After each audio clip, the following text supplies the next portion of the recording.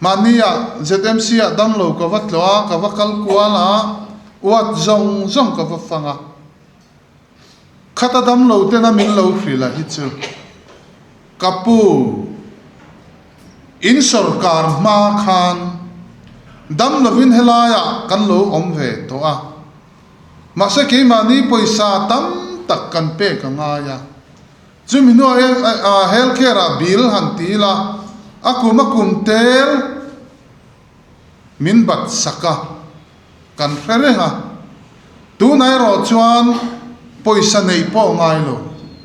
dam lo min thingka atangin kan lo kala kan ron lu topa min lo admita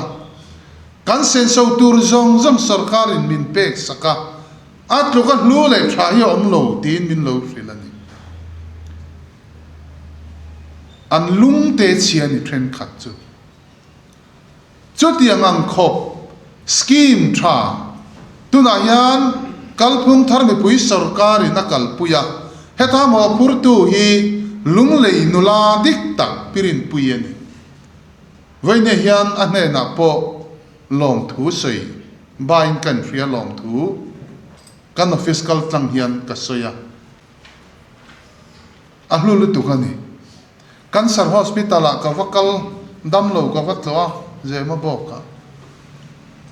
cancer vei ho han lom zia len lim zia ka va mu hian nuka ul hial zo khani an lom em an lim em wang ne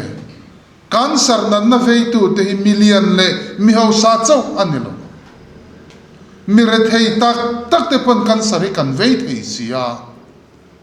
chu mi te chuan cancer en kol na hau tak sum le pai sen ngai thri na te khol man pe ngai thri na te an pe atul to lo he max atang hian sarkarin an sen so zong kha a pe ni tu November ni som paruken mi o ka social mai theya khami thleng khan max bill hi kan sarkar hian a pitlak to ni ba anei lo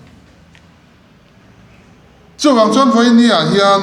heng te hi isoi thar tiang mi puya hian awareness na satak hian i peteng a eminent te congress te thil ti ni sela a an han soi na sat dan turi ka ngai tu thina enga tinge ke ni hi hetiang khopa thil tha kan chief minister zom tak pudal duwa ma kai hnuaiah